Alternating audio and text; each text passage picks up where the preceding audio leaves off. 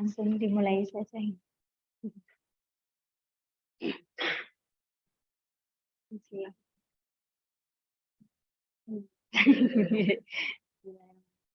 Assalamualaikum warahmatullahi wabarakatuh.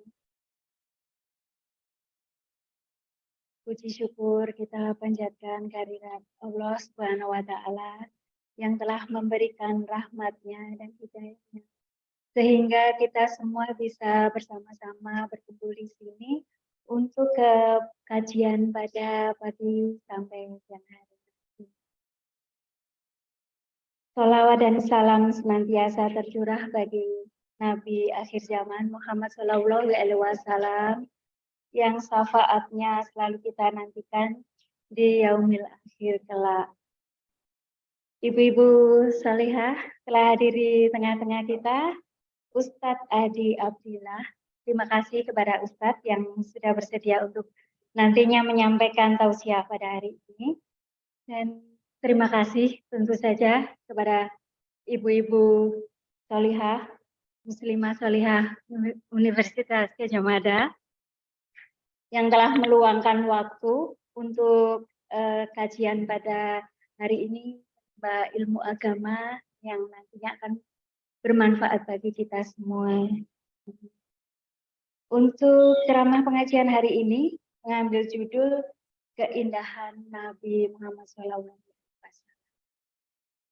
Ibu-ibu, sebelumnya akan saya bacakan dulu susunan acara pada pagi hari ini. Yang pertama adalah pembukaan, yang kedua nanti tausiah dan tanya jawab, kemudian doa bersama yang akan dipimpin oleh Ustadz, yang terakhir adalah penutup.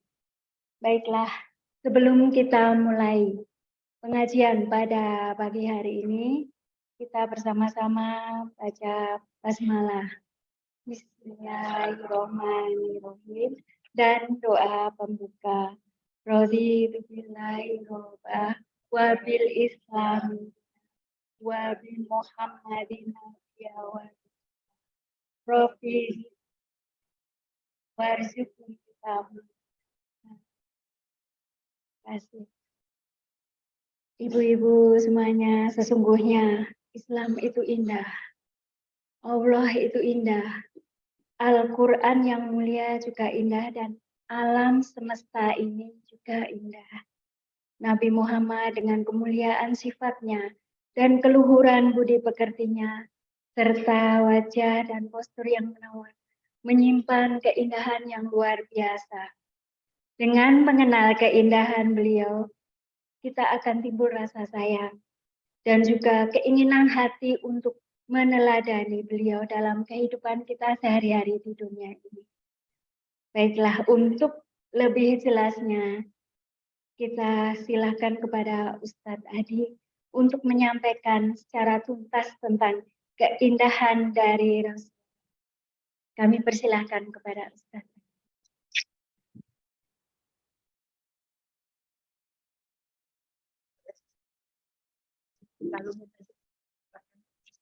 Ini.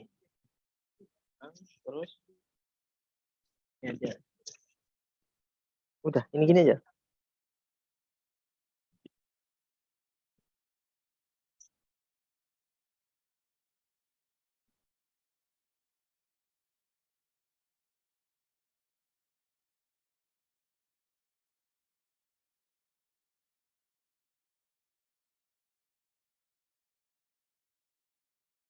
Bismillahirrahmanirrahim.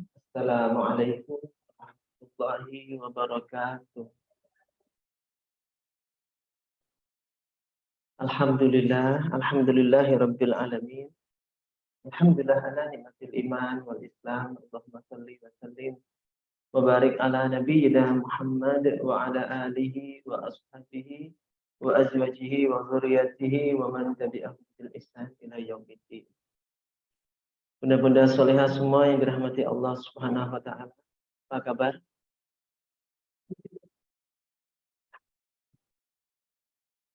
Sudah sarapan belum? Ada yang belum toh? Yang belum sarapan ya saya ucapkan turut berduka cita. Alhamdulillah pagi hari ini kita dapat berkumpul di tempat ini, di majelis ini, di tempat yang baik, di majelis yang baik.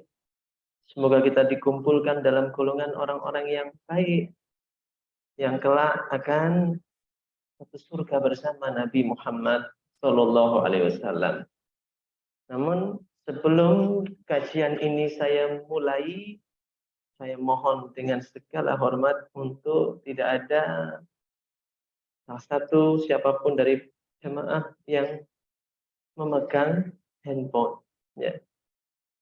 Karena kita sedang membahas sesuatu yang agung, yang besar, yaitu Rasulullah SAW. Jangan sampai pembahasan ini kita tidak dapat sirnya. Jangan sampai kita nggak dapat sirnya.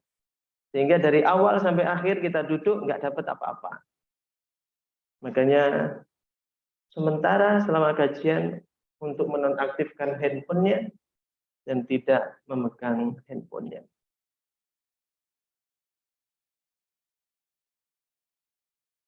Bunda-bunda rahimakumullah yang dicintai dan dimuliakan Allah Subhanahu wa taala. Kenapa materi ini perlu disampaikan agar kita lebih kenal kepada Nabi? Allah Subhanahu wa taala tidak pernah menciptakan makhluk yang lebih indah daripada Nabi Muhammad Shallallahu Alaihi Wasallam. Tidak pernah. Tidak pernah Allah menciptakan makhluk seindah Nabi Muhammad. Gak ada. Sampai sahabat Abu Hurairah radhiyallahu anhu berkata, "Ma ra'aitu syai'an ahsanu minar Rasulillah sallallahu alaihi wasallam." Kata sahabat Abu Hurairah, mataku ini belum pernah melihat pemandangan yang lebih indah untuk dipandang selain wajah Nabi Muhammad sallallahu. Kita itu ngelihat indah itu kalau kemana? Kembaron, Kukup, Kerakal, Indrayanti, Drini, Parangtritis, Tanah Lot, Tebing Breksi mungkin, Kaliurang, atau jenguk saudara di Gembira Loka. Kita melihat pemandangan-pemandangan itu indah, tapi kata para sahabat, mata kami ini belum pernah melihat pemandangan yang lebih indah selain memandang wajah Nabi Muhammad Shallallahu Alaihi Wasallam. Maka tidak ada pemandangan yang lebih indah kecuali memandang dan menikmati keindahan wajah Nabi. Sampai ada salah seorang sahabat bernama sahabat Jabir bin Samurah. Beliau berkata, Ra'aitu Rasulullah sallallahu alaihi wasallam fi lailatin idhyan. Satu malam aku keluar malam menikmati bulan purnama yang indah. Tanggal 13, 14, 15, purnama indah. Aku menyaksikan purnama yang begitu indah di malam hari. Dan saat itu aku melihat Rasulullah sallallahu alaihi wasallam keluar wa alaihi dan padanya hullatun hamra. Beliau sedang pakai baju berwarna merah. Pakai baju berwarna merah. Kata beliau, faja'altu anzuru ilahi wa ilal qamar. Lalu aku lihat Nabi, aku lihat bulan. Aku lihat Nabi, aku lihat bulan. Di malam hari itu, lagi ngelihat bulan, nikmat-nikmatnya ngelihat bulan, Nabi Muhammad lewat. Pakai baju warna merah. Maka aku lihat Nabi, lihat bulan. Aku lihat Nabi, aku lihat bulan. Aku banding-bandingkan. Kata beliau, falahuwa ahsanu fi aini minal qamar. Ternyata setelah aku banding-bandingkan, Nabi Muhammad jauh lebih indah daripada Subhanallah. Bulan itu sudah indah. Nabi Muhammad lebih indah daripada. Makanya sampai ketika Rasulullah hijrah di kota Madinah, dari Mekah ke Madinah. Itu ketika Rasul sudah sampai perbatasan, hendak masuk kota Madinah, orang-orang berdiri semua. Menyambut Rasul SAW sambil membaca syair. Yang kita semua mungkin hafal syairnya. Kita baca sama-sama. Tola'al badru aina min saniyah wajah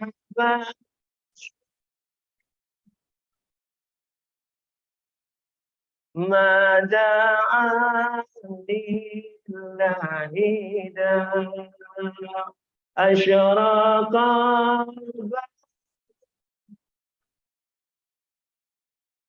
fahtafat minhul mithla husni ra'ayna qadtu ya wajah surur. Mereka itu menyebut Nabi Muhammad dengan Al-Badr. Tolah al-badru alaina, telah terbit purnama untuk kami. Siapa yang dimaksud purnama itu? Nabi Muhammad sallallahu alaihi wasallam. Asyraqal badru alaina, telah merekah purnama untuk kami. Fahtafat minhul budur, sirna semua purnama-purnama yang ada. Kalah terang dengan cahayanya Nabi Muhammad. Mithla husni kamara'aina, belum pernah mata kami ini melihat wajah seindah ini. Qadtu ya wajah surur, wajah yang kalau dipandang wajahnya berseri.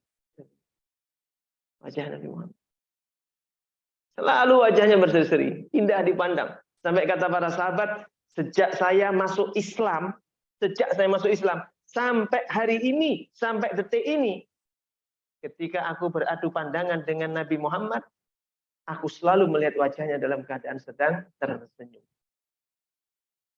Subhanallah. Itu wajah Nabi Muhammad. Wajahnya sangat indah.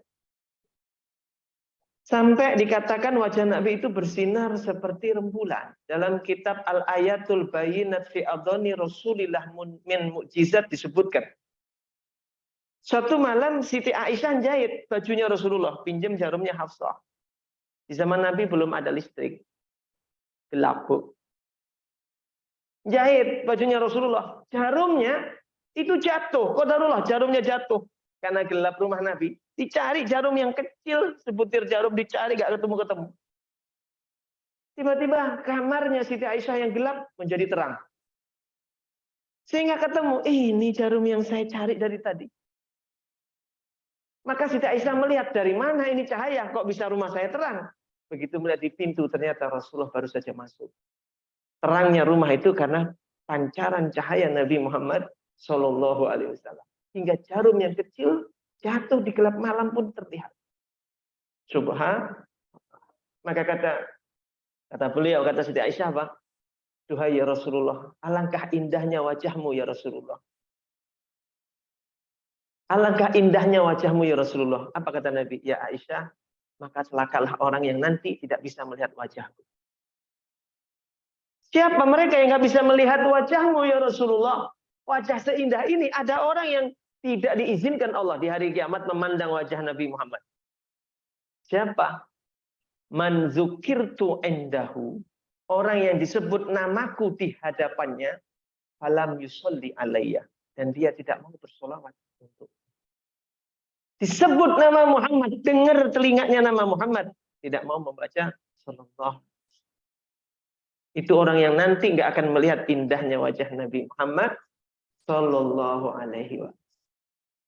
Disebut namaku, dia tidak mau bersolawat kepada.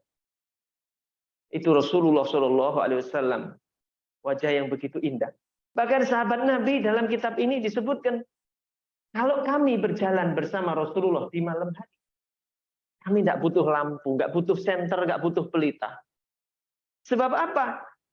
Jalan itu yang gelap di tengah malam itu sudah cukup terang dengan pancaran sinar dari wajah Nabi Muhammad Sallallahu Alaihi Wasallam. Bisa bayangkan, jalan di malam hari yang gelap, nggak butuh obor, nggak butuh lampu, itu jalan sudah terang karena apa? Cahaya dari wajah Nabi Muhammad Sallallahu Alaihi Wasallam. Subhanallah, wajah yang begitu indah. Kalau saya tanya, Nabi apa yang paling, Nabi siapa? Nabi yang paling ganteng, paling tampan.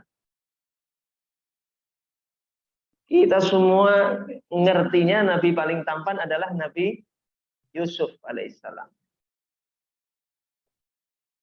Bunda-bunda rahimakumullah. Dalam kitab Al-Insanul Kamil disebutkan, kalau ketampanan itu seperti itu. Jam itu, bundar.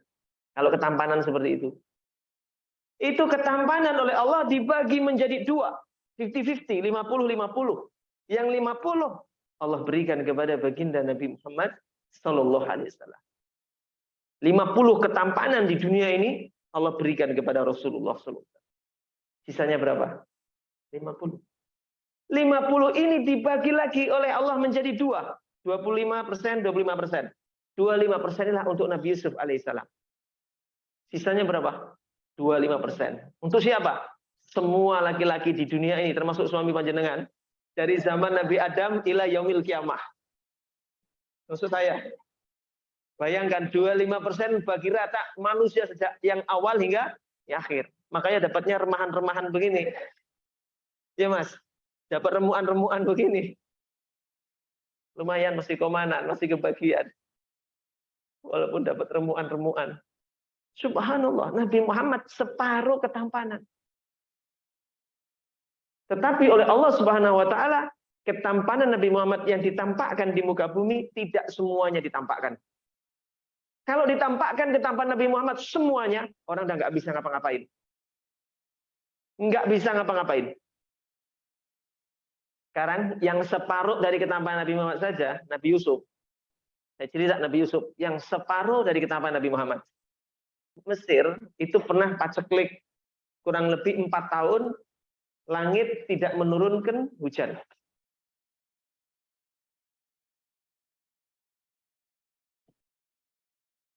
Silakan Ibu sebelah sini, masih ada kursi.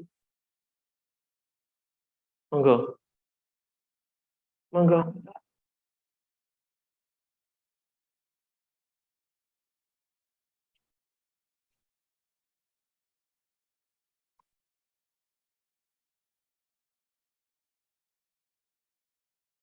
Nabi Yusuf yang separuh dari ketampanan Nabi Muhammad SAW. Di Mesir pernah paceklik 4 tahun, langit tidak mau menurunkan airnya, hujannya.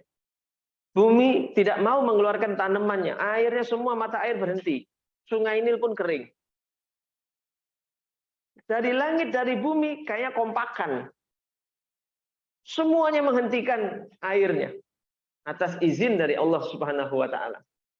Maka ketika orang kelaparan, paceklik pada waktu itu, apa yang dilakukan orang Mesir untuk bertahan hidup supaya perutnya bisa kenyang? Perhatikan ibu-ibu, orang Mesir yang lapar pada waktu itu keluar rumah mencari Nabi Yusuf, mandangin Nabi Yusuf gelegean. Tahu gelegean enggak? Gelegean ini bahasa Jawa, bahasanya apa? Bersendawa.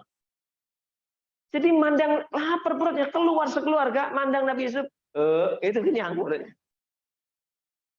Subhanallah ini orang. Beliau Nabi Yusuf alaihissalam. Kenyang perut. Habis itu pulang mereka, udah kenyang perut. Silakan. Subhanallah. Bagaimana dengan Rasulullah SAW, dengan Nabi Muhammad SAW? Nabi Muhammad itu 2 kali lipat lebih tampannya, ketampanannya daripada Nabi Yusuf.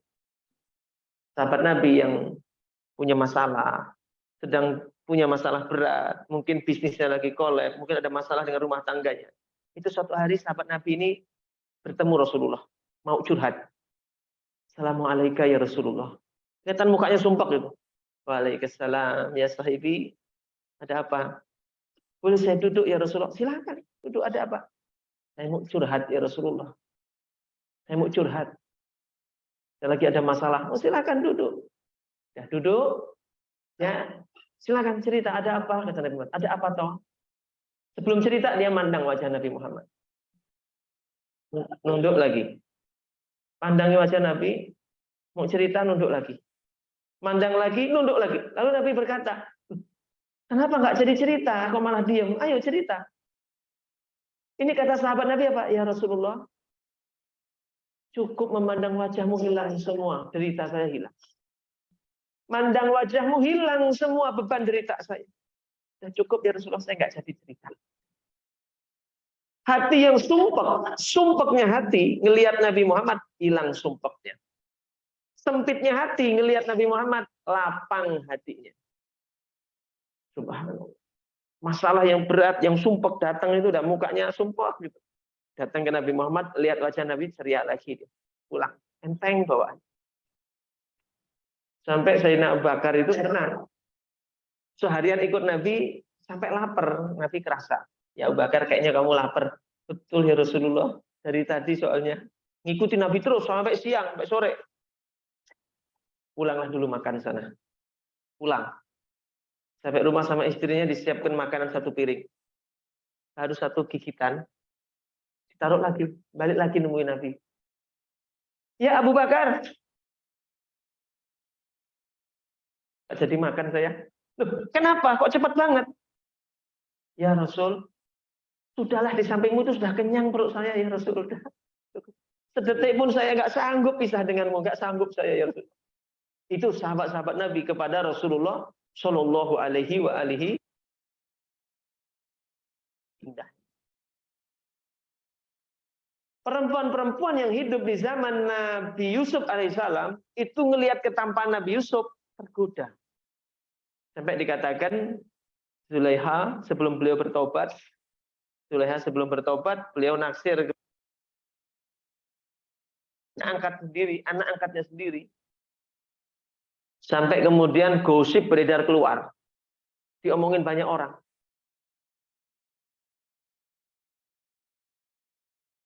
Waalaikumsalam.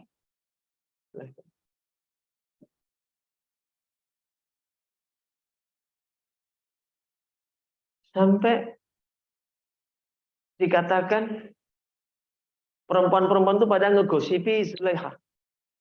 Dasar itu istri raja, murahan, perempuan gampangan, masa naksir sama anak angkatnya sendiri.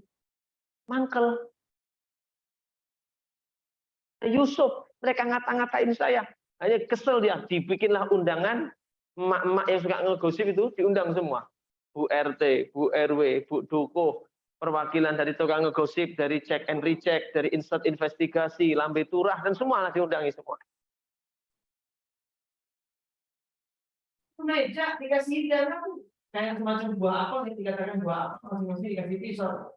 Lalu kata Zulaiha, silakan ibu dinikmati hidangannya. Cukup mereka ngupas buah dengan pisau. Saat itulah Yusuf keluar engkau berjalan di tengah-tengah mereka. Kan meja, karena meja. Nabi Yusuf suruh jalan lewat di tengah. Begitu melihat Nabi Yusuf belongok semua. Melongo semua. Hada mahada syai'ah. Mahada bashar. Ini bukan manusia. Ini bukan manusia. Tetapi apa? Malakul karim. Ini adalah malaikat yang mulia. Mereka nyebut Nabi Yusuf ini bukan manusia. Ini malaikat. Ini manusia nggak mungkin kayak gini. Ini malaikat. Saking tersempurnanya. Bukan terpesona lagi. Dan tersempurnanya kepada Nabi Yusuf.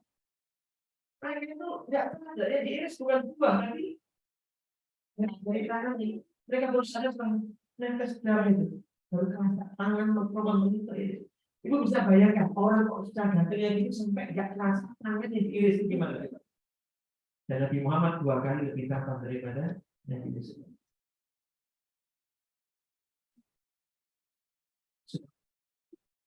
Itu saya tanya, ngirisnya tangan itu sengaja atau tidak sengaja? Tidak. Tapi orang yang memandang Nabi Muhammad, yang kenal Nabi Muhammad, bukan tidak sengaja, secara sengaja memberikan badannya, tangannya, kakinya, bahkan lehernya rela terpotong demi Nabi Muhammad Shallallahu Alaihi Wasallam. Sengaja, bukan tidak sengaja. Contoh, ketika Rasulullah dalam satu perang dipanah Rasulullah, dan Rasul tidak melihat ada panah mengarah ke Rasulullah, lengah Nabi Muhammad. Sahabat Abu Qatadah yang lihat Nabi lengah, ya Nabi lengah, ini panah pelesat. Abu Qatadah tidak pikir panjang, dia langsung loncat menangkis panah itu dengan wajahnya, sehingga panah itu mengenai matanya sebelah kanan hingga congkel pula matanya itu. Dia memberikan badannya itu sengaja atau tidak sengaja? Tetap. Sahabat Tolha itu ketika perang Uhud di depan Nabi Sallallahu Alaihi Wasallam, pedang, panah, tombak, semua mengarah ke Rasulullah. Orang kafir ngepung Rasulullah, nyerang Rasulullah. Orang radhiyallahu anhu berdiri di hadapan Nabi. Tangan kirinya megang tangis, tangan kanannya megang pedang. Nangisi semua pedang, panah, tombak ditangisi dengan tangannya. Saking dahsyatnya serangan, tamimnya tolah jatuh, pedangnya tolah jatuh. Sudah nggak pegang apa-apa lagi. Tapi pedang masih mengarah ke Rasulullah. Ditangkis dengan apa? Dengan tangannya sampai putus dari tangan. Tangkis pedang itu dengan tangannya putus dari tangan. Itu sengaja atau tidak sengaja? Itu bedanya. Orang yang di tangannya di zaman Nabi Yusuf, karena Nabi Yusuf itu tidak sengaja. Tapi para sahabat lagi secara sengaja memberikan dirinya, badannya, tangan.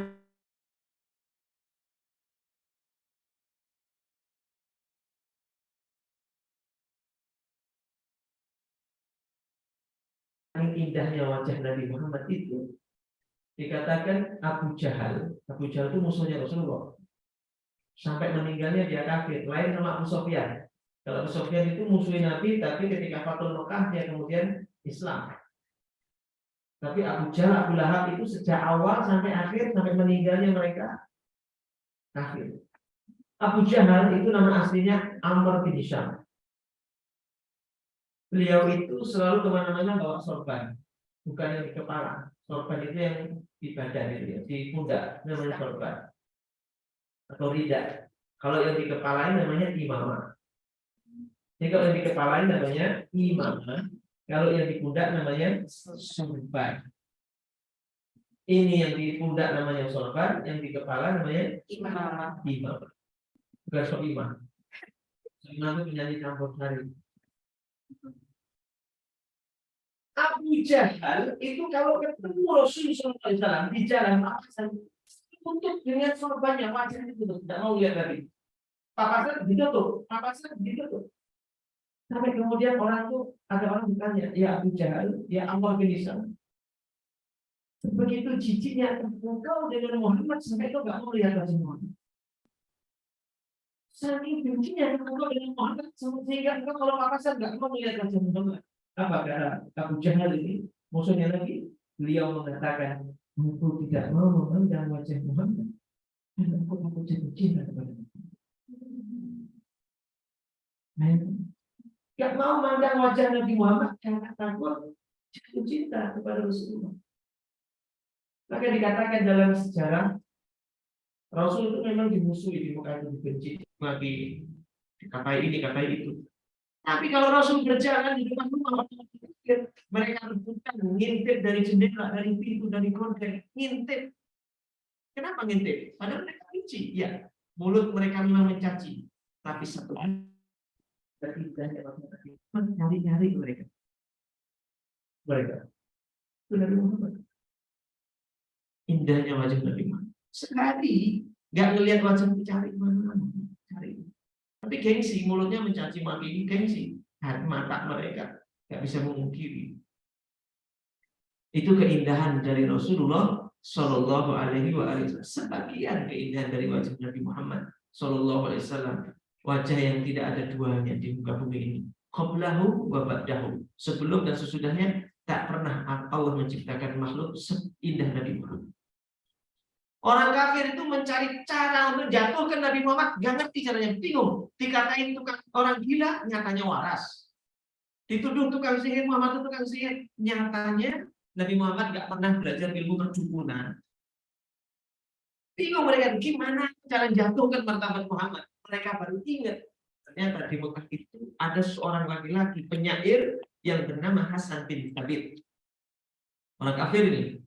Beliau itu Bu, kalau dia nulis syair dibaca di tengah pasar, sekali baca orang satu pasar hafal semua. Itu kelebihannya syairnya Hasan bin Thabit.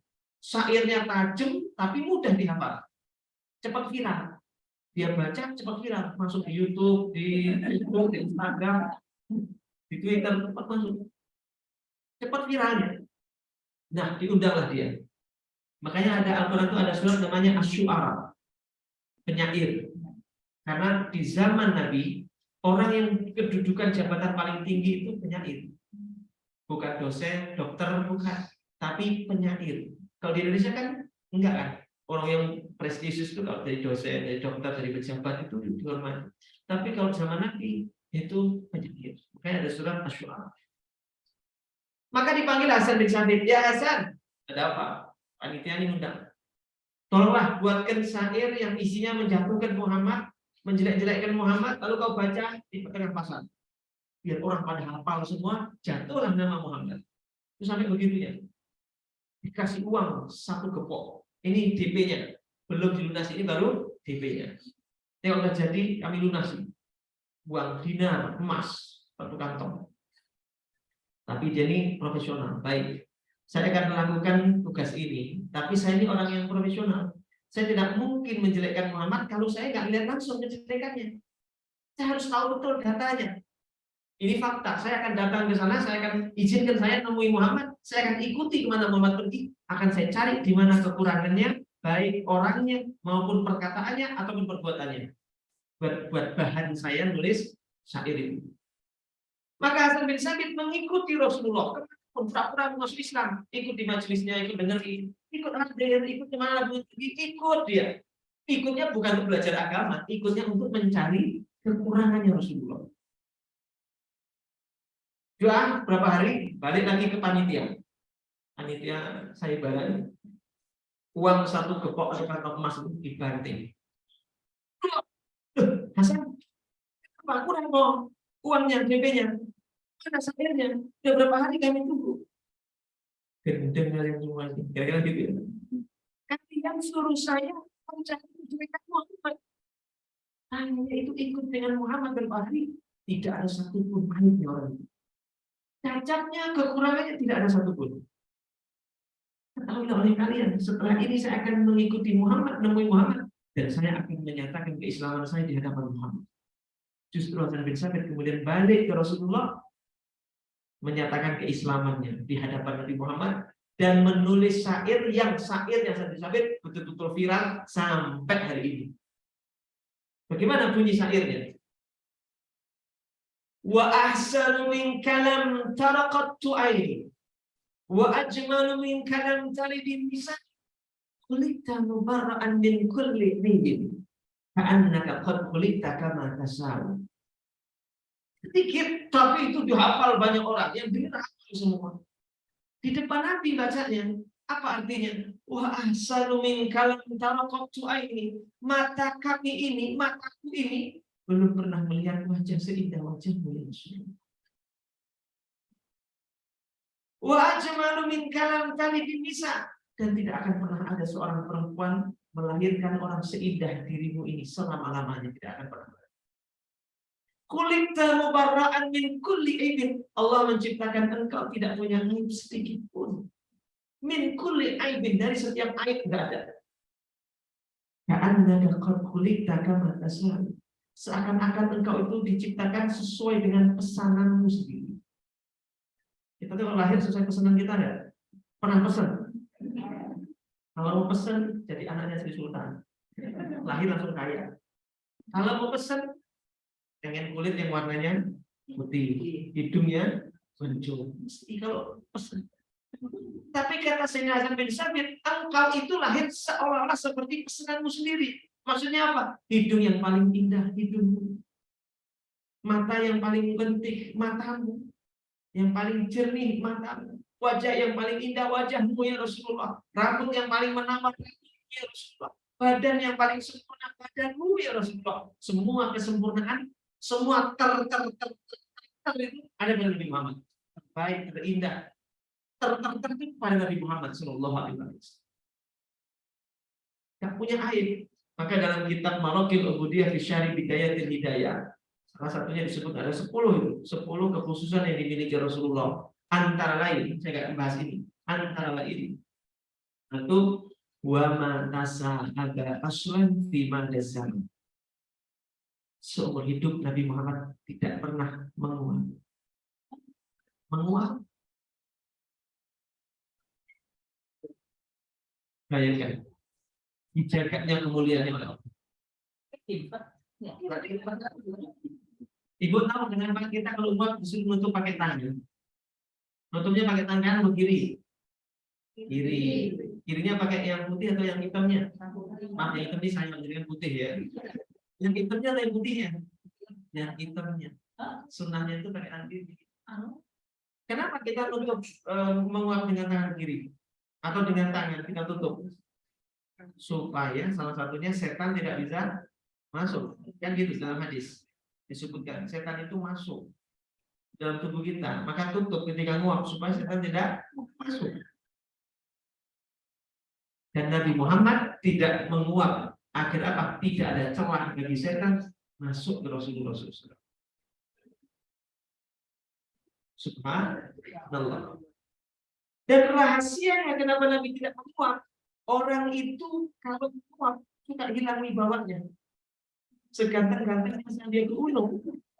Kalau menguap nggak ditutup jelek.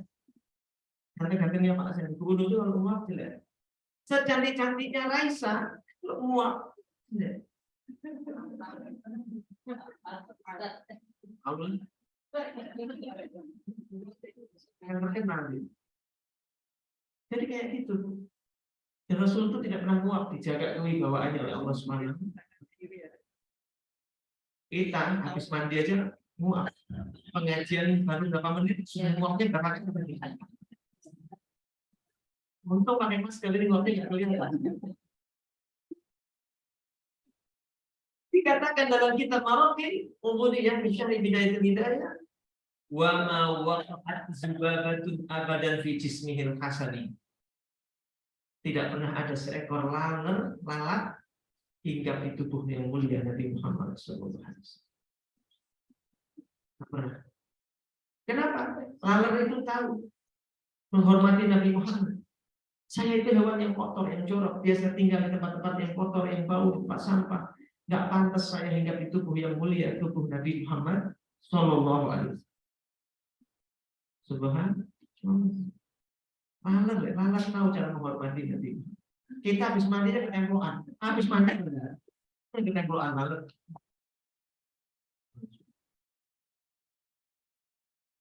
Maka dikatakan pula Nabi Muhammad dalam kitab tersebut kalau berjalan di terik matahari siang begini, Nabi Muhammad tidak punya bayangan.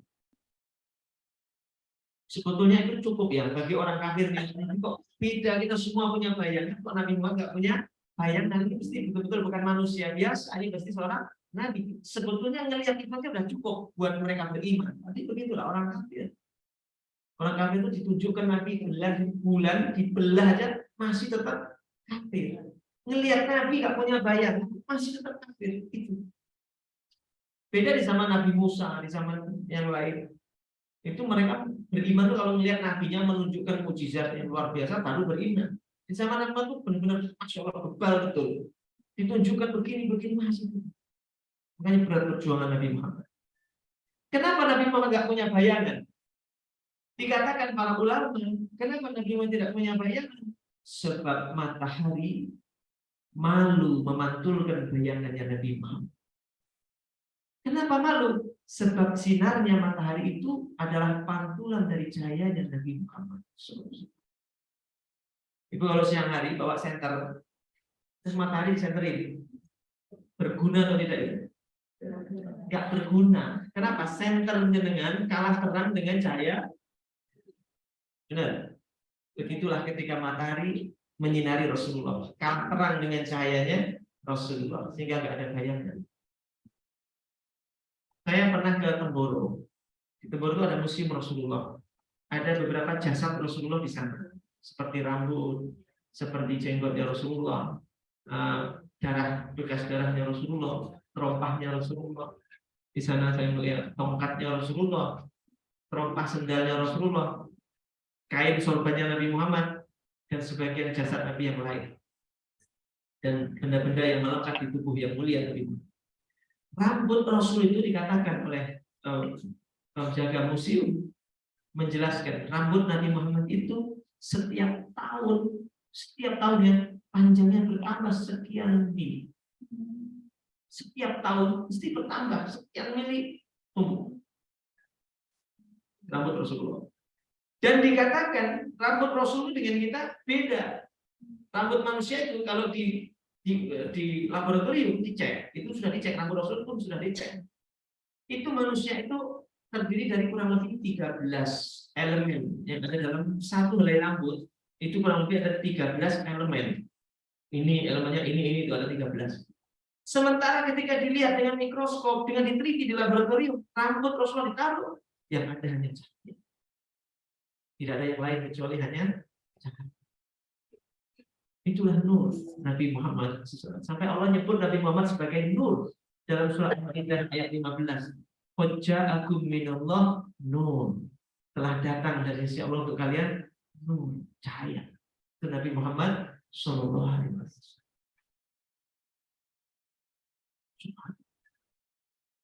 Satu ketika sahabat Abu Juhaifah atau Abu Juhaifah duduk bersama sahabat lagi yang lain duduk.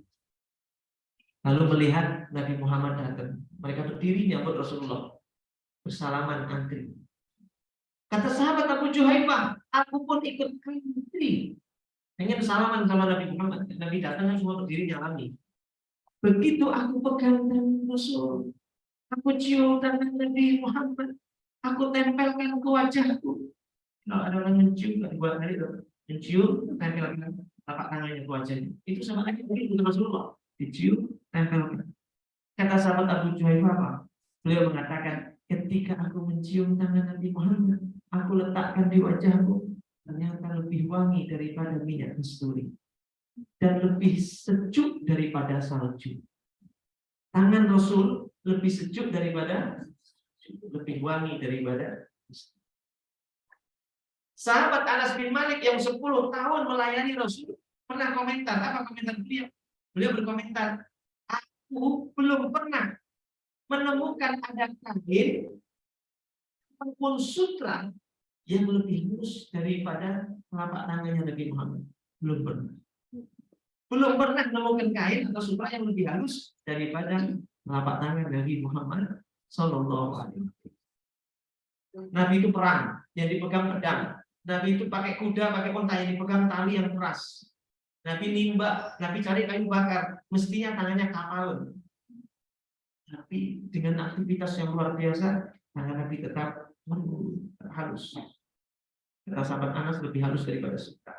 Dan belum pernah aku mencium keringat yang lebih wangi, parfum yang lebih wangi daripada keringatnya Nabi Muhammad sallallahu alaihi wasallam. Hingga dikatakan dalam satu riwayat, dalam kitab ini juga disebutkan, ditulis juga di sini, satu hari Nabi Muhammad itu silaturahim mampir ke rumahnya Anas bin Malik. Ini masih saudara Nabi. Ibunya Anas itu Ummu Sulaim, masih saudaranya Rasulullah, masih mahram karena saudara sepersusuan, nggak boleh nikah karena masih mahram sepersusuan. Ketika datang siang-siang, lalu digelarkan karpet dari kulit, Rasulullah rebahan di ruang tamunya Anas bin Malik. Keringat menetes dari lehernya, dari keningnya, menetes. Saat itu Ummu Sulaim pulang, melihat Rasulullah tidur di rumahnya, sendirian. Anas, itu Rasulullah. Iya ibu, Anas, iya ibu, Rasulullah di sini. Anas, cepat ambilkan botol kosong, cepat ambilkan. Ambil botol kosong. Dari keringatnya Rasulullah, ditampung keringat Rasulullah. Yang netes di keningnya, di lehernya ditampung di botol yang kosong. Nah Rasul kan kerasa ada yang nyenggol-nyenggol gini. Nabi bangun. Ya Anas, apa yang kamu lakukan? Disuruh ibu ya Rasulullah ngambil keringatmu. Dilihat Ummu Sulaim. Ya Ummu Sulaim, untuk apa keringatku? Untuk kami jadikan bahan parfum ya Rasulullah. Keringatnya para parfumnya para sahabat bahannya dari keringatnya Rasulullah. Boleh diperhatikan di rumah kalau suami tidur keringetan, ada keringatnya suami. Besok pas pengajian gini pakai, insya Allah pingsan semua kemarin sutra. Pingsan semua. Makanya dikatakan Rasulullah itu basyarun lakal basyar, manusia tapi nggak seperti manusia. Nah, umumnya itu lain. Maka Nabi Muhammad itu pernah ke toilet, Siti Aisyah ngantri di luar. Selesai Rasulullah buang hajat, buang air besar, Rasulullah keluar. Aisyah silakan masuk gantian. Hari Rasulullah masuk, Aisyah. Masuk itu bekasnya nggak ada bekas kotorannya nggak ada, bau busuk nggak ada. Yang ada itu malah semerbak wangi sekali. Sampai saya sebut kepalanya keluar. Ya Rasul, sudah beres, sudah. Kok buah hajat tidak ada bekasnya, baunya pun tidak ada. Yang ada malah wangi. Makanya Syekh An-Nawawi Al-Bantani mengatakan salah satu mukjizat Nabi adalah ketika Nabi buang hajat semuanya langsung ditelan oleh bumi. Jadi kotorannya itu langsung ditelan oleh bumi. Wangi. Nabi wangi. Semuanya wangi. Baik dari keringatnya, dari ludahnya, Masya Allah. Itu Rasulullah SAW. Bunda-bunda solihah yang dirahmati Allah SWT. Terus saya mau cerita tentang air ludahnya Nabi Muhammad. Sedikit air ludah Nabi Muhammad. Ada sahabat Nabi namanya Utbah. Siapa namanya? Utbah. Dikatakan beliau itu istrinya 3. Poligami, istrinya 3. Yang biasa zaman dulu.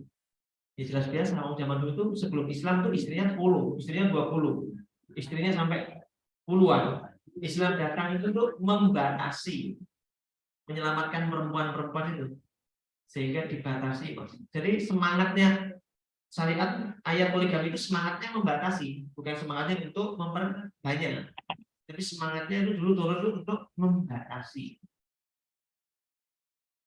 Maka Utbah yang istrinya 3 ini namanya istri pasti pengen tampil paling wangi di hadapan suaminya. Istri pertama pengen tampil paling oke, paling yang kedua paling keren. Maka mereka berlomba beli parfum paling wangi. Istri pertama beli parfum paling mahal. Istri kedua beli parfum paling terkenal. Istri ketiga beli parfum paling bermerek. Semua beli parfum paling wangi, berkualitas, paling. Ketika dipakai di hadapan suaminya, padahal namanya Utbah itu orang yang jarang mandi, malas mandi, tapi selalu wangi dan rapi. Itu Utbah, malas mandi, mandinya kalau junub aja deh.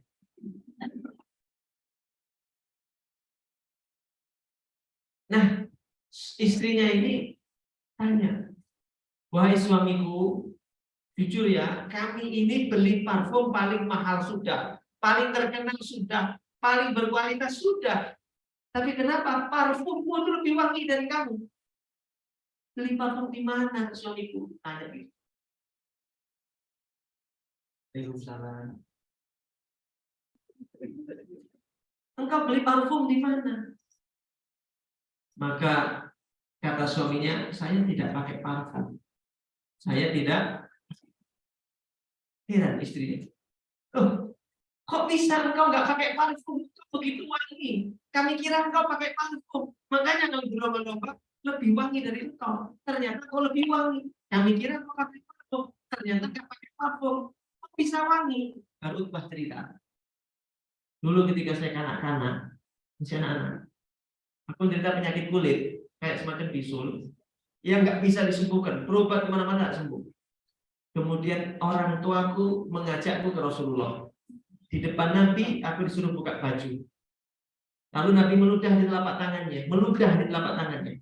Diusapkan ke bagian dada dan perutku, dan diusap di punggungku yang kena bisul.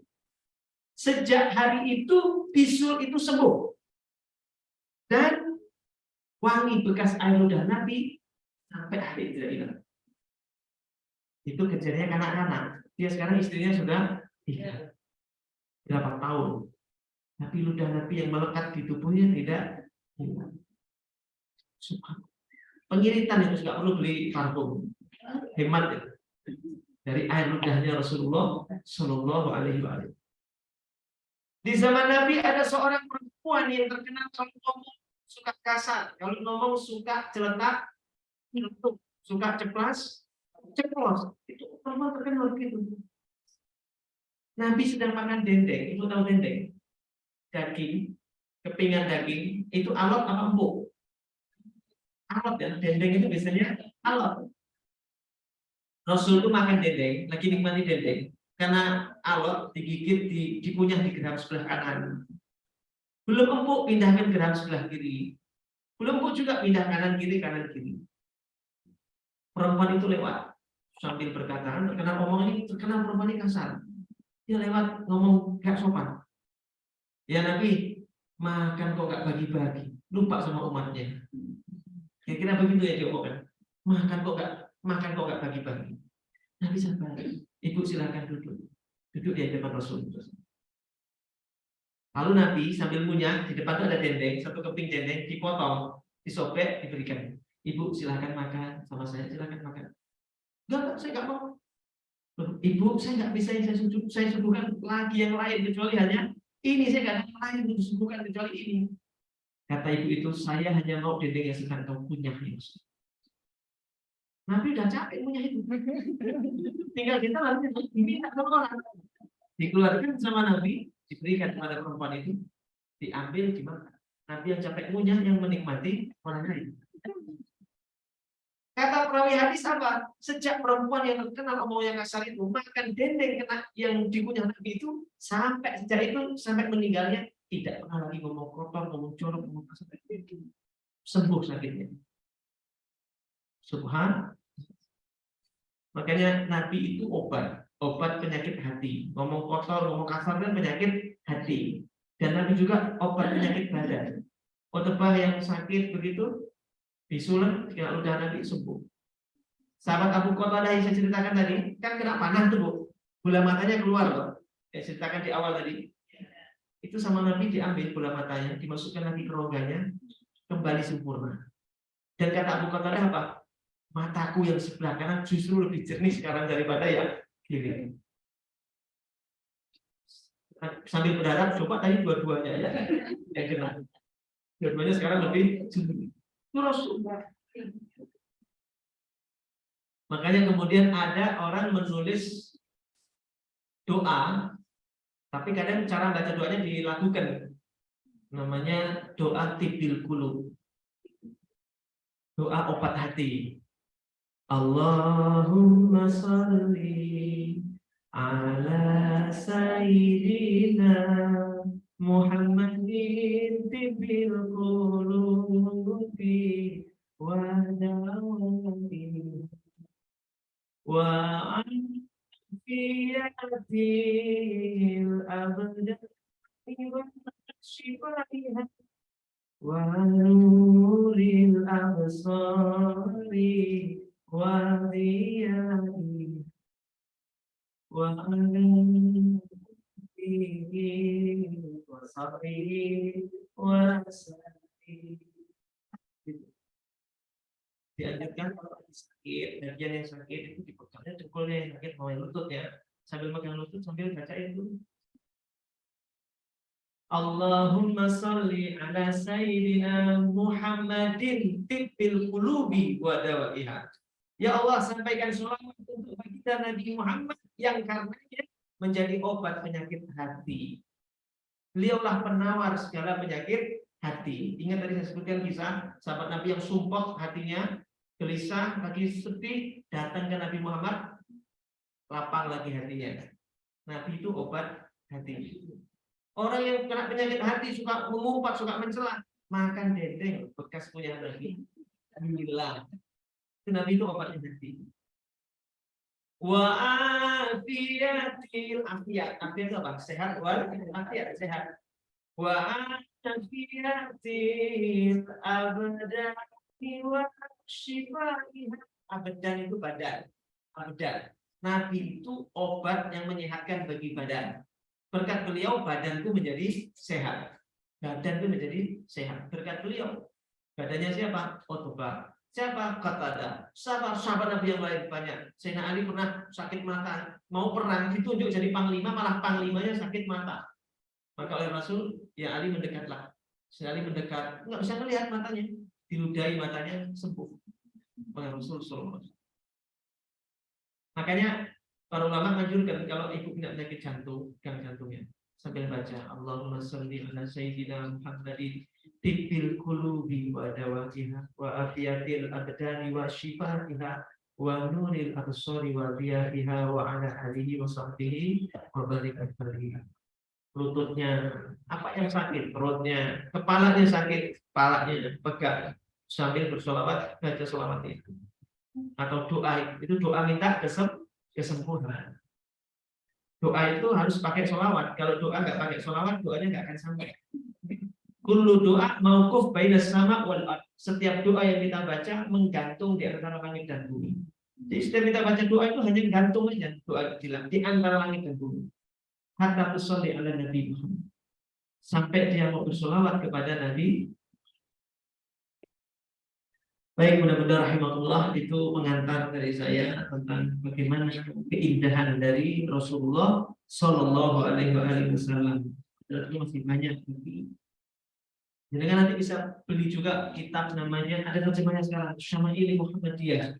Ya, kitab Syama'il Muhammadiyah. Itu kitab yang menjelaskan tentang Rasulullah SAW. Ya, seperti dalam ini aja lah.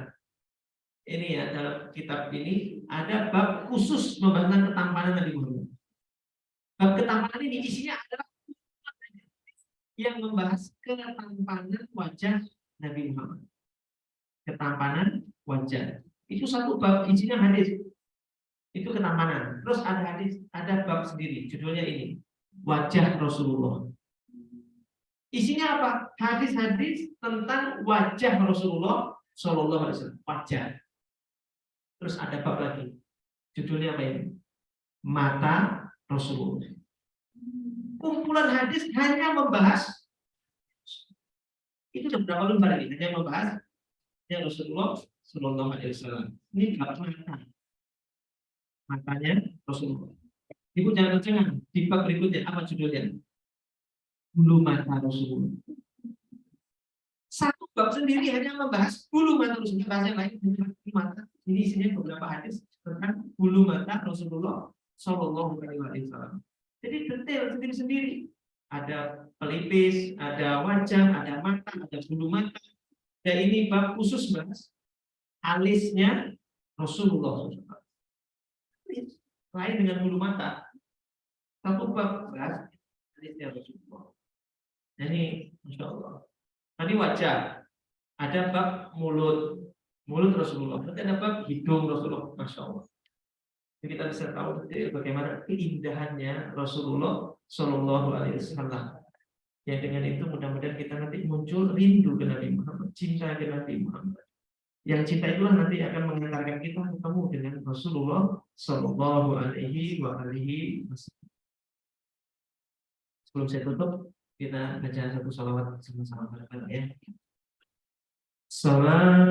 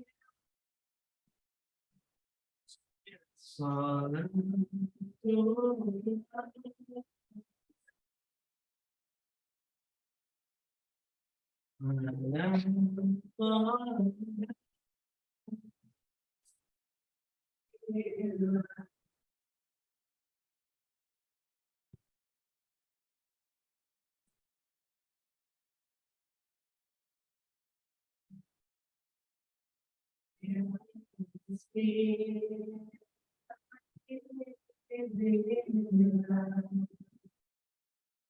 demikian yang bisa kami sampaikan. Kembalikan kepada pembawa acara. Mohon maaf lahir dan batin. Assalamualaikum warahmatullahi wabarakatuh.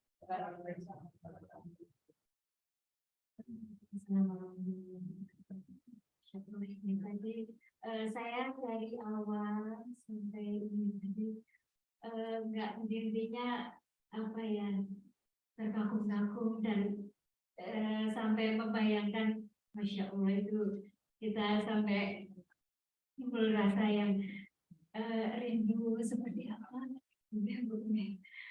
Terima kasih sekali. Jadi sebetulnya ini nanti disambung dengan tanya jawab, tapi mungkin kita kasih 10 menit. Jadi ibu-ibu mungkin dari ini ada yang menyampaikan pertanyaan, silahkan saja, dan bagi yang mengikuti secara daring bisa disampaikan di chat room. Oh enggak, Ibu ada yang tanya, Ibu ya?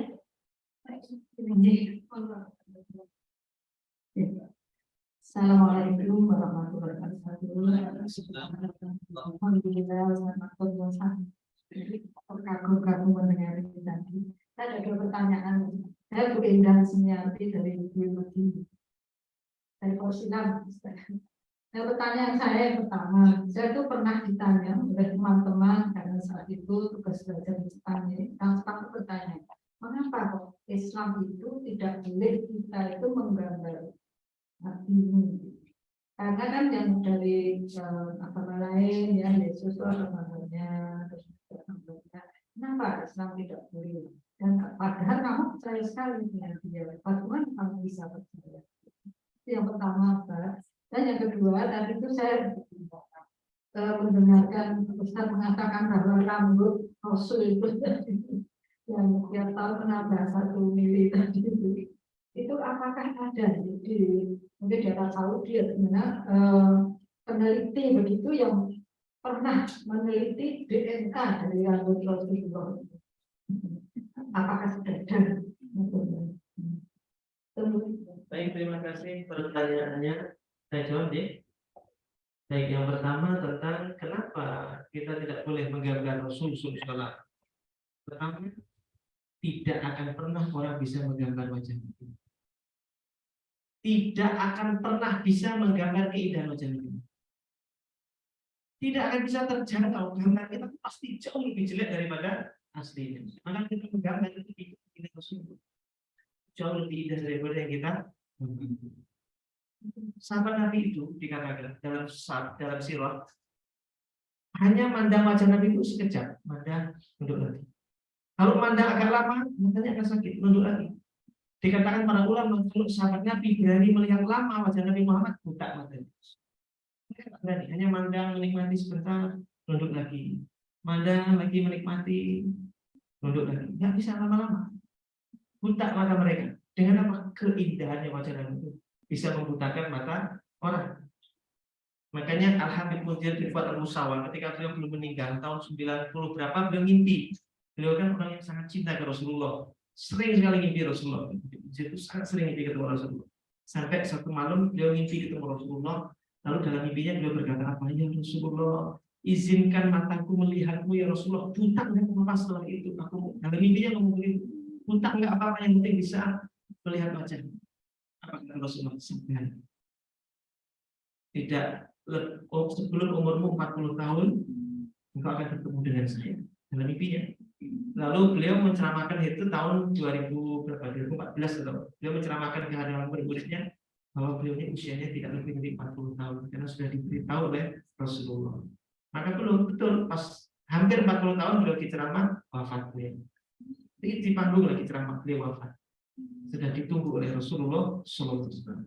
Jadi para sahabat kalau melihat wajah Nabi lama-lama tidak bisa. Kalau orang melukis harus melihat wajahnya lama, melukis tidak bisa, buta wajahnya. Dijaga wajah Nabi Muhammad. Nanti terinjak-injak jatuh di bawah, nanti terbakar. Dimuliakan Rasul itu. Itu digambar itu menghinakan Rasulullah SAW. Kita kalau ingin ketemu seseorang janjian itu pasti bayangan kita itu indah, Ya kan? Bayang kita ketemu itu bakal indah, bakal begini, begitu, bakal begini, begitu. Begitu ketemu, ternyata cuma begini. Tidak sesuai ekspektasi. Benar nggak? Tapi orang yang menghayal indah ketemu Nabi Muhammad di surga, bayangannya indah, ketemu Rasulullah, bisa mencium tangan Nabi, bisa meluk tubuh Nabi Muhammad, bisa memandang indahnya, indah bayangannya. Besok pertemuan yang sebenarnya jauh lebih indah daripada bayangannya. Kalau ketemu dengan Nabi besok melampaui ekspektasi. Tapi kalau membayangkan dunia, kadang meleset. Apa yang kita bayangkan itu banyak meleset. Jadi begitu ya Bu ya, tidak menggambar karena memuliakan Rasulullah. Nanti kalau ada gambar Nabi disembah, nanti tidak ada gambar Nabi malah dijadikan jimat, jadikan ini segala macam. Menghindari hal-hal yang seperti itu. Dan Allah memang menjaga wajah Rasulullah Shallallahu Alaihi Wasallam. Mau kok gambar Nabi Muhammad diparodikan, boncengan sama Maria Carey, boncengan sama Whitney Houston. Soalnya saya nonton ada Maria Carey pakaian seksi dulu waktu masih SMP atau SMA. Maria Carey pakai baju seksi kayak gitu toh, penyanyi barat itu. Yang bonceng di depan sama Yesus. Jadi di depan itu laki-laki tapi kepalanya Yesus. Kan menghina Tuhan loh. Lah Rasul itu nggak boleh dikata. Jaga kehormatannya, terjaga kemuliaannya. Ya, sehingga tidak bisa dilecehkan. Yang kedua, bagaimana dengan apakah ada yang pernah meneliti DNA-nya Rasulullah Shallallahu Alaihi Wasallam? Ya gitu ya. Ya itu sudah diteliti. Sudah diteliti ternyata isinya hanya cahaya. Jadi kalau rambut itu misalnya ada beberapa elemen dalam rambut itu, komponen rambut itu elemennya ini ada 13 atau 10 atau 13 komponen elemen. Itu rambut Rasulullah ketika diteliti yang nampak hanya cahaya. Makanya sahabat Jabir itu bertanya kepada Rasulullah, ya Rasulullah, ma khalaqallahu qabla asya'an. Apa yang pertama Allah ciptakan sebelum menciptakan alam semesta? Apa yang pertama diciptakan? Langit dulu, bumi dulu, atau apa? Yang pertama Allah ciptakan. Apa jawab Nabi Muhammad? Inna Allaha khalaqa qabla asya'an nurun nabiyyika Muhammadin sallallahu alaihi wasallam. Yang pertama Allah ciptakan sebelum segala sesuatu adalah nur Nabi Muhammad. Cahayanya Nabi Muhammad.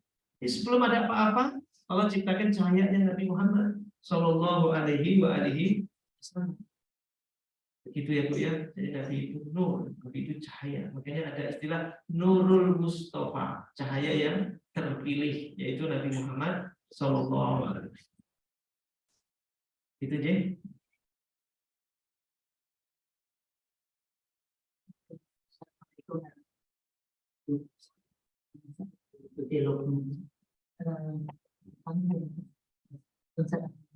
Itu 6 tahun baru mendengar yang tadi disampaikan. Jadi better late than never. Jadi saya sekali mendapatkan buku itu kalau pengurus bisa mengusahakan, jadi kita daftar nanti bisa bersama-sama supaya kita tahu betul-betul saya tadi belum. Kemudian yang ingin saya tanyakan pada Ustaz, apakah betul bahwa hari Jumat itu diciptakan oleh Rasulullah untuk banyak-banyak membaca salam, dan juga ada waktu kita membaca itulah itu bahwa Islam bagi Nabi harus diganti dengan roti itu berubah roti itu lahir Muhammad SAW Islam itu saya dengar dari Syekh. Mantap. Assalamualaikum warahmatullahi wabarakatuh.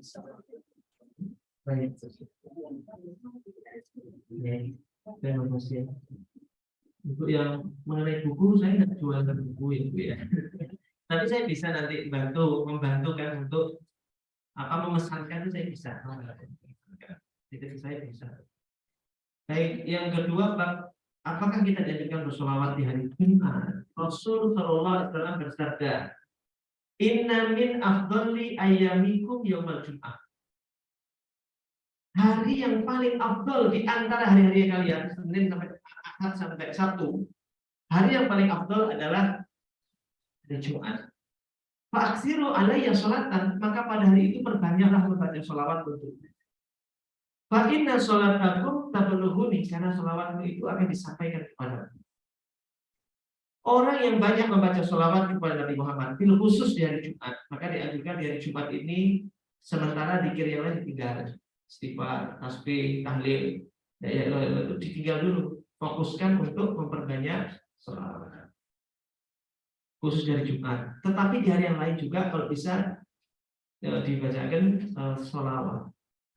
Ini penting karena sambungan kita dengan Nabi Muhammad adalah sholawat. Rasulullah SAW bersabda, "Man shalla alayya salatan, fa sallallahu alaihi asyra." Siapa yang bersolawat kepadaku satu kali, maka Allah akan mencurahkan rahmat kepadanya 10 kali. Satu sholawat kita ke Nabi Muhammad, balasannya 10 rahmat dari Allah. Kartu ATM itu cuma 1 lembar. Kita masukkan ke mesin ATM, keluar berlembar-lembar. Yang ada saldonya. Kecuali yang maaf saldo ada tidak mencukupi, nggak keluar. Kalau ada saldonya kita masukkan cuma 1 lembar istilahnya. 1 isi kartu ATM, keluar uang berlembar-lembar. Satu sholawat yang kita baca Rasulullah mendatangkan 10 rahmat. Satu sholawat. Kalau satu hari kita baca 100 sholawat, ini 10 berarti dapat 1000 rahmat dari Allah. Rahmat Allah itu, Bu, saya gambarkan gini. Satu rahmat Allah itu sudah cukup mengantarkan kita masuk surga Allah. Karena apa? Kita ini masuk surga bukan karena amal soleh, bukan karena banyak-banyakan tahajud, puasa Senin Kamis, banyak-banyakan sholat duha, banyak-banyakan sedekah, bukan dari itu. Kita itu masuk surga karena rahmat. Contoh, ibu bisa hadir di majelis ini. Kalau tadi dikasih maaf diare, mencret, kira-kira berangkat nggak ke sini? Karena sehat, makanya bisa berangkat. Saya tanya, sehat itu rahmat bukan? Jadi kita bisa ke sini karena rahmat dari Allah Subhanahu wa Ta'ala. Bisa beramal, itu dapat rahmat. Bayangkan satu sholawat itu mendatangkan 10 rahmat. Padahal satu rahmat itu bisa mengantarkan seseorang cukup masuk ke dalam surganya Allah Subhanahu wa Ta'ala. Bagaimana kalau dapat 10 rahmat? Kalau amalan semua manusia ini ditimbang dalam satu timbangan, letakkan timbangan sebelah kanan. Semua amal baik manusia letakkan di kanan. Lalu yang sebelah kiri ini satu saja rahmat Allah. Berat mana? Satu rahmat Allah dibanding semua amal baik kita manusia di dunia. Berat mana? Satu rahmat Allah. Bagaimana orang bersolawat? Dia dapat 10 rahmat. Makanya Nabi dalam Al-Quran dikatakan, wa ma arsalnaka illa rahmatan lil alamin. Tidaklah kami mengutus engkau melainkan untuk jadi rahmat, supaya kita dapat rahmat dari Allah. Rahmat Allah itu antara apa? Ini, orang sakit diberi kesembuhan. Sembuh itu rahmat bukan? Orang yang sempit dikasih kelapangan, lapang itu rahmat bukan? Orang yang pengen nikah belum ketemu jodohnya, di usia 50 tahun ketemu jodohnya, itu namanya dapat. Orang yang lama nikah puluhan tahun belum punya anak, dia dikasih anak di usia 45 tahun, rahmat bukan? Orang yang punya hutang nggak punya hutang, diberi kemampuan oleh Allah untuk bayar hutang, itu namanya dapat rahmat. Maka bersyukur ibu-ibu yang suaminya namanya berarti sudah dapat ada yang namanya rahmat. Ya, Rasulullah sudah dapat rahmat. Masya Allah, bunda-bunda salihah semua yang dicintai Allah. Itu rahmat Allah. Makanya kita di sholat kita itu aslinya nggak pantas diberikan ke Allah, dipersembahkan itu nggak pantas. Gimana? Ibu misalnya baru sholat, baru takbir, Allahu Akbar, kompor udah diberikan, belum dari kompor, ingat sama kompor. Belum ini, belum itu. Sholat kita itu banyak yang khusyuknya.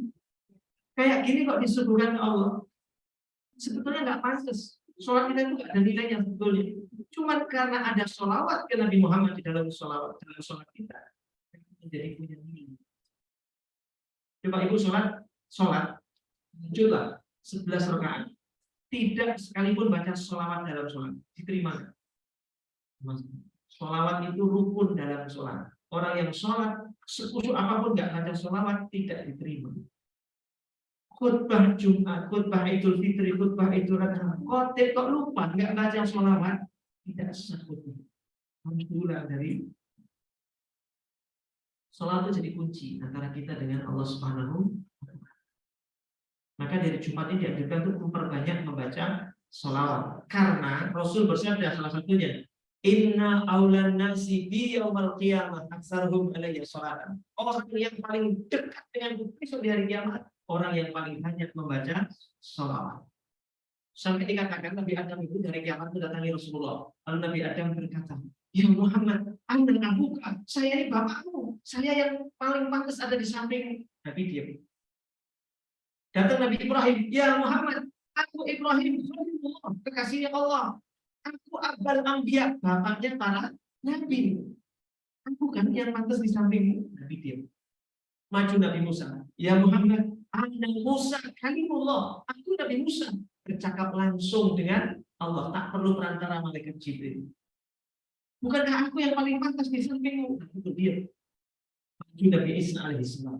Kata Nabi Isa, ya Muhammad, anda ruhullah, aku ini ruh kepemilikannya punya Allah. Antara baini wa bainak, antara aku dengan engkau diutusnya tidak ada nabi penjeda. Kan setelah Nabi Isa, Nabi Muhammad paling dekat pada diutusnya. Ada nabi yang lain. Maka bukankah aku yang paling pantas sekarang ini ada di samping? Nabi itu berlomba ingin di sampingnya Nabi Muhammad. Tapi apa jawab Nabi? Yang paling dekat di sampingku di hari kiamat ini adalah orang yang paling banyak membaca sholawat. Berapa kategori banyak? Para ulama menjelaskan ada 3 pendapat. Satu pendapat yang pertama, disebut banyak itu kalau sehari semalam minimal 300 kali. Pendapat ulama pertama, baru kategori banyak. Di bawah itu kategori sedikit. Ulama kedua berpendapat disebut banyak kalau siang dan malam sehari semalam 1000 kali. Itu baru masuk kategori banyak. Di bawah itu sedikit. Pendapat ulama yang ketiga, disebut orang itu sudah banyak bersolawat kalau siang 750, malam 750. Dari totalnya 1500 kali sehari semalam. Itu di bawah itu sedikit. Jadi ulama ada 300, 1000, dan 1500. Kita ambil yang mana? 300 saja. Buat latihan kita ambil yang 300 saja. Kalau 1000 keberatan, 1500, ambil 300 saja. Karena ulama mengatakan ada yang berpendapat 300 itu sudah berkategori banyak. Maka jangan kurang dari 300 hari semalam bersolawat untuk Nabi Muhammad Sallallahu Alaihi Wasallam. Itu ya Bu ya. Jadi sholawat itu bukan orang lain. Nabi itu kalau semua orang nggak bersolawat tidak berkurang kemuliaannya. Nggak rugi kalau semua nggak bersolawat. Kenapa? Nabi itu sudah disolawati sama Allah. Innallaha wa malaikatahu yusholluna 'alan nabi. Allah dan para malaikat sudah bersolawat. Maka andaikan kita nggak bersolawat, nanti nggak rugi. Allah sudah bersolawat. Semua para malaikat bersolawat. Bukan telah ya. Yusollu itu artinya terus menerus. Yusollu ala nabi artinya terus menerus. Dulu, sekarang, dan besok Allah dan para malaikat terus menerus bersolawat untuk Nabi Muhammad Sallallahu. Bikin coba. Oh ya, raditu billahi rabba wa bil islami dina wa bi Muhammadin nabiyya wa rasulah.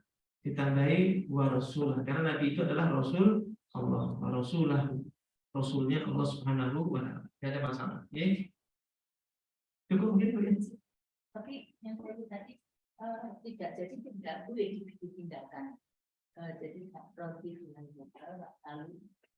Oh, raditu billahi rabba wa bi Muhammadin nabiyya wa rasulah wa bil islami dinan.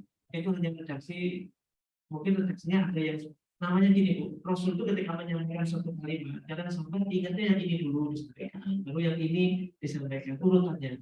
Tapi itu semua tercakup, maksudnya 3-3 itu penting dibaca, 3-3-nya. Jangan cuma 2, 3-3-nya dibaca. Maka deh, Allah Ta'ala disuruh. Ya, Ibu, waktunya sepertinya. Kalau yang di chatroom ada nggak ya Mas Udi? Kemudian satu lagi, oke. Tapi sudah jangan saya saat ini biar cepat jawabnya, tolong pertanyaannya yang pilihan ganda. Untuk membaca sholawat itu kita harus waktu khusus atau sewaktu-waktu kita bisa baca dari pas posisi kita seperti ini kita langsung sholawat itu afdalnya seperti apa? Baik.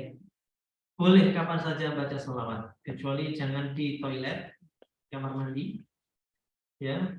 Ketika dalam keadaan bermaksiat nggak boleh. Jadi dia baca sholawat dalam keadaan apapun. Sambil masak itu boleh. Sambil masak, sambil nyapu di rumah, mungkin bersih-bersih, sambil apapun aktivitas silahkan baca sholawat sebanyak-banyaknya. Tetapi jangan dalam keadaan bermajelis. Jadi sedang di majelis begini, ibu pakai tasbih sholawatan, boleh. Bukan cuma sholawat, dan zikirnya juga nggak boleh. Itu kurang adab. Ini majelis yang baik. Jika ini majelis yang baik, jangan bikin kesibukan sendiri. Gabung di sini. Jangan sampai hadir di sini, tapi dianggap tidak hadir di sini, karena membuat kesibukan sendiri.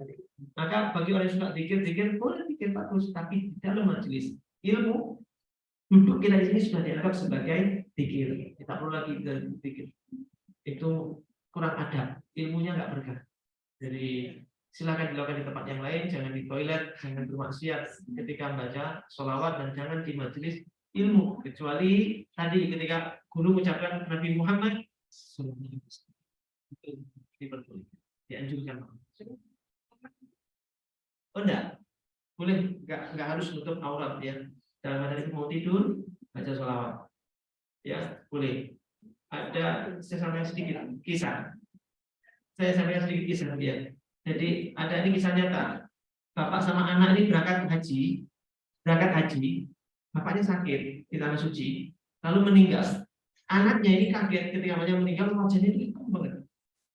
Kan orang-orang putih nih, wajahnya berubah jadi hitam banget. Yang malu meminta orang yang menjelaskan itu malu, karena bapaknya berubah menjadi hitam legam begitu. Ini aib kan? Maka ditutupi abahnya ini, bapaknya yang jenazahnya ini.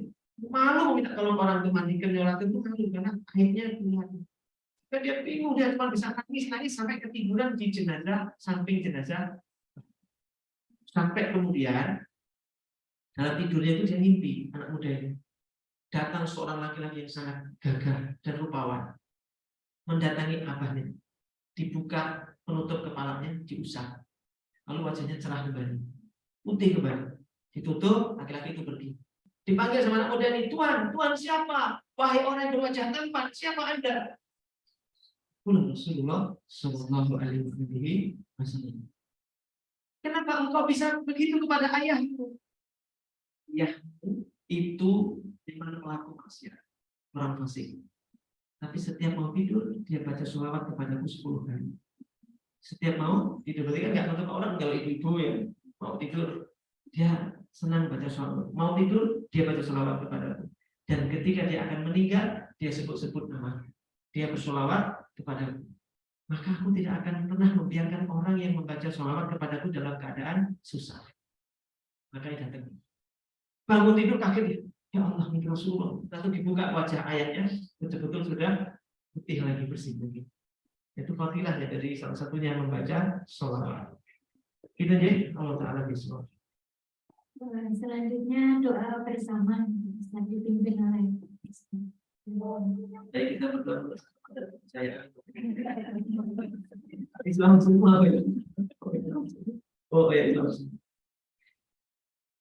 Oh itu kan pakai jilbab. Oh ya lagi. Kita berdoa kepada Allah Subhanahu wa taala di hari Jumat yang penuh berkah ini, Jumat Mubarak. Semoga Allah mengijabah doa-doa kita semua, dimudahkan kita dalam segala urusan, diistiqomahkan oleh Allah Subhanahu wa taala, dan diwafatkan kelak dalam keadaan husnul khatimah. Ala hadhihi wa ala kulli niyatin shalihah. Al-Fatihah.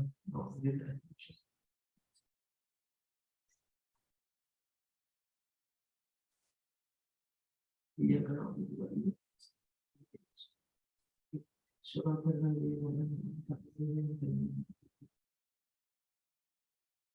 أعوذ بالله من الشيطان الرجيم. بسم الله الرحمن الرحيم. الحمد لله رب العالمين. اللهم صل وسلم وبارك على نبينا محمد وعلى آله وأصحابه أجمعين. اللهم اغفر للمؤمنين والمؤمنات والمسلمين والمسلمات الأحياء منهم والأموات إنك سميع قريب مجيب دعوات وقاضي الحاجة. ربنا ظلمنا أنفسنا وإن لم تغفر لنا وترحمنا لنكونن من الخاسرين. ربنا اغفر لنا ذنوبنا ولوالدينا وللمؤمنين يوم يقوم الحساب. Ya Allah, Engkau yang Maha Pengampun, ya Ghaffar, ampuni semua dosa-dosa kami, segala kesalahan kami, kekurangan kami, keterbatasan kami, kelemahan kami dalam beribadah. Ampuni semua kekurangan kami, ya Allah. Ampuni semua dosa-dosa kami yang kami lakukan terang-terangan ataupun sembunyi-sembunyi. Dosa yang kami lakukan berulang-ulang. Ampuni, ya Allah. Ampuni kami belum sempurna menjadi hamba, belum benar jadi hamba. Ampunilah ya Allah hati kami yang tenang sebagai batu, ya Allah. Jikalau hati kami ini telah keras membatu, lembutkan hati kami. Jika hati kami telah kotor, keruh, menghitam, jernihkan, bersihkan kembali, beningkan kembali hati kami. Dan jikalau hati kami telah mati, gantilah dengan hati yang hidup, ya Allah. Ya Arhamar Rahimin, berkahilah sisa umur kami, berkahilah keluarga kami, berkahilah anak keturunan kami. Jadikan anak-anak kami anak-anak yang akhlaknya seperti Rasulullah, wataknya seperti watak Rasulullah, sifatnya seperti Rasulullah, tutur katanya lembut seperti Rasulullah. Ya Rabb, jadikan di hati kami dan keluarga kami dipenuhi dengan kecintaan kepada baginda Nabi Muhammad Sallallahu Alaihi Wasallam. Ya Arhamar Rahimin, berkahilah hidup kami, ya. Mudahkan kami dalam taat kepadamu, ya. Siapapun yang hadir di majelis ini, lapangkan segala kesempitannya, mudahkan segala urusannya, selamatkan hidupnya dari berbagai macam musibah, bencana, fitnah dunia dan akhirat. Siapapun yang hadir di majelis ini, wafatkan kami kelak semua dalam keadaan husnul khatimah, wafat dalam keadaan yang terbaik, di tempat terbaik, di waktu yang terbaik. Wafatkan kami dalam puncak kerinduan berjumpa denganmu, ya Allah. Dan pertemukan kembali kami semua yang ada di majelis ini dalam surgamu dalam keadaan mulia, berjumpa dengan baginda Nabi Muhammad Sallallahu Alaihi Wasallam. Perkenankan kami mengecut tangan beliau di surga nanti, memeluk tubuh indah beliau. Perkenankan kami memandang indahnya wajah baginda Nabi Muhammad Sallallahu Alaihi Wasallam. Ya Allah, ampuni dosa kedua orang tua kami, guru-guru kami, orang yang telah mendidik kami. Berkahilah kehidupan mereka, bahagiakan mereka dimanapun mereka berada. Rabbana atina fid dunya hasanah wa fil akhirati hasanah wa qina adzabannar. Wassallallahu ala sayyidina Muhammadin wa ala alihi wa sahbihi ajma'in. Bi fadli subhana rabbika rabbil izzati amma yasifun. Wassalamun ala mursalin walhamdulillahi rabbil alamin. Assalamualaikum warahmatullahi wabarakatuh. Terima kasih kepada Ustadz Adi Abdillah atas ilmu yang sudah disampaikan tadi pada kajian hari ini. Ibu-ibu, saya mau menyampaikan pengumuman untuk infak hari ini. Alhamdulillah terkumpul sebesar 805 rupiah. Alhamdulillah, jazakumullah khairan katsira. Baiklah, sebenarnya masih ingin terus ya gitu. Ya, waktu pula yang memisahkan kita akhirnya. Pengajian pada hari ini, marilah kita semua bersama-sama dengan bacaan dan semoga Allah memberikan kepahaman kita semua dan mencatat kedatangan kita ke sini sebagai amalan kita. Dan kami mengucapkan terima kasih. Kembali terima kasih tadi ya Mbak Ustadz dan ibu-ibu semuanya. Mohon maaf apabila ada kekurangan. Akhirnya wassalamualaikum